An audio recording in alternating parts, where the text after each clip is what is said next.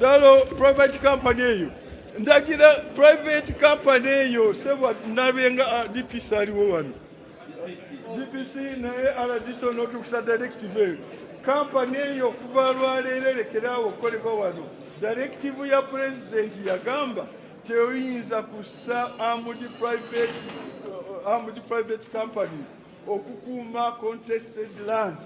N'olwekyo abo baliwo mu mateeka na kunyooma kiragiro president. So nyabo DPC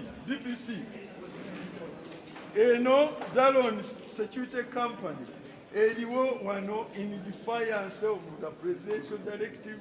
No armed private company, security company, is allowed to protect, to confirm, or to be deployed on contested land.